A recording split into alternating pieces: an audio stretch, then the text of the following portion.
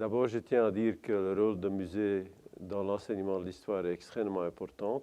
C'est grâce au musée que les jeunes ont un accès à leur patrimoine culturel, qui les donne une identité, un lien avec l'histoire et certainement aussi une fierté.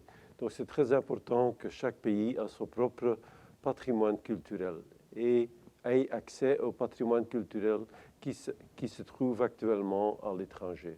Mais je voulais quand même dire quelques mots de Tervuren, du Musée royal d'Afrique centrale, sur la collaboration que nous avons avec le Musée national du Congo. Comment est-ce que nous travaillons avec le Musée national du Congo? Dans plusieurs façons. Il y a un projet de renforcement de capacité, il y a un projet de formation, il y a un projet de faire les inventaires et j'espère de bientôt faire un projet d'exposition conjointe et itinérante.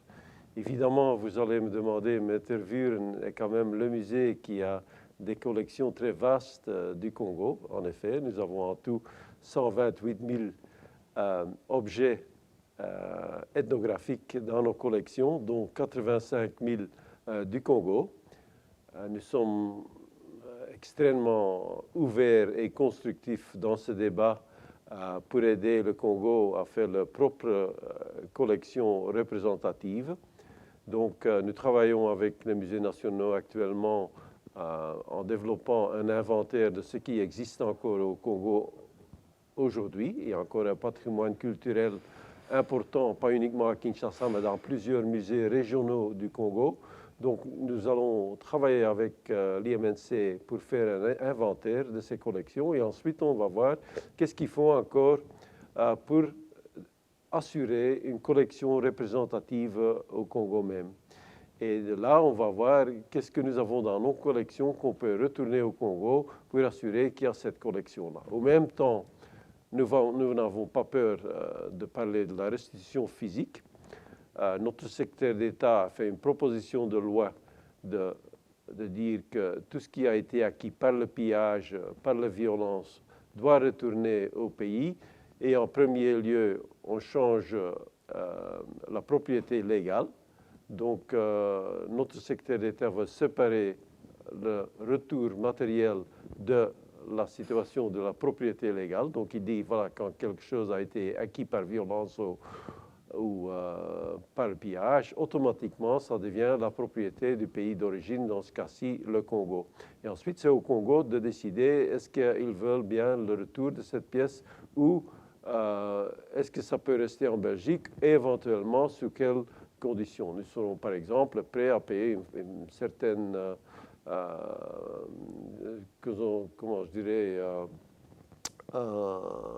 compensation de louer certains objets par exemple, mais si le Congo décide non, ça doit retourner dans notre pays, nous en avons besoin dans nos musées, nous serons certainement ouverts dans la discussion. Nous avons historiquement une très bonne relation avec les institutions musées du Congo. Nous sommes en train de travailler avec notre ministre pour assurer un programme de renforcement de capacité du Congo, renforcement de capacité dans plusieurs domaines, dans le domaine de la restauration et de la gestion des collections, dans le domaine de faire des expositions, dans le domaine des activités éducatives, dans le domaine technique. Et donc, notre partenaire au Congo, l'IMNC, est un partenaire avec qui on travaille depuis longtemps.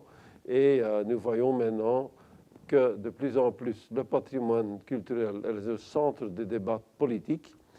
Et donc, sera au centre de débats qui auront lieu lors de la visite de notre secrétaire d'État et aussi de notre Premier ministre pendant le mois de février l'année prochaine. Et en ce qui concerne la collaboration avec le Congo, évidemment, ce n'est pas uniquement avec l'IMNC.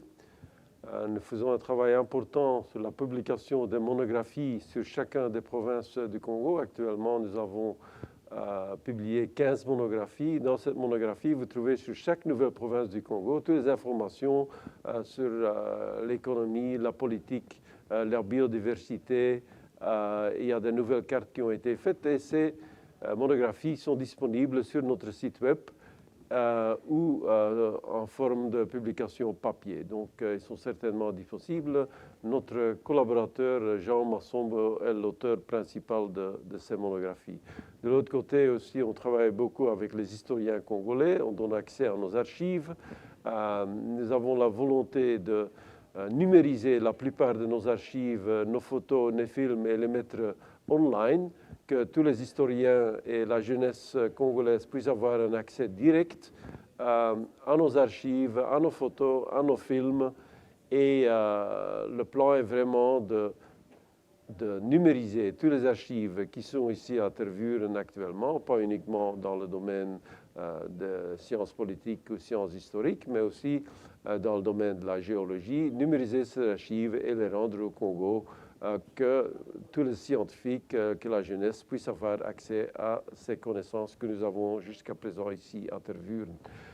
Nous avons aussi un programme très actif pour inviter des artistes et des scientifiques et des journalistes ici au musée. On a un programme d'artistes en résidence, un programme de journalistes en résidence, un programme de scientifiques en résidence.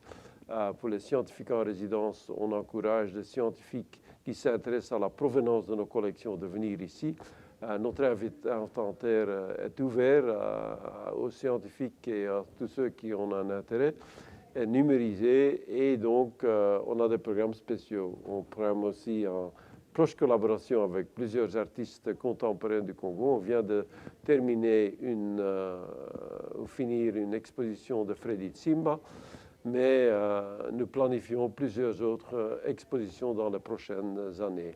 En plus, au Congo, on a des programmes sur la biodiversité, on a des programmes sur les ressources naturelles, on a des programmes sur les ressources minières, et donc beaucoup de connaissances que nous avons ici interviewées et que nous avons obtenues par la voie de nos partenaires au Congo doivent être mis à la disposition des Congolais, des scientifiques, de la jeunesse. Et donc, c'est très important que nous continuions à mener ce partenariat important avec les institutions congolaises.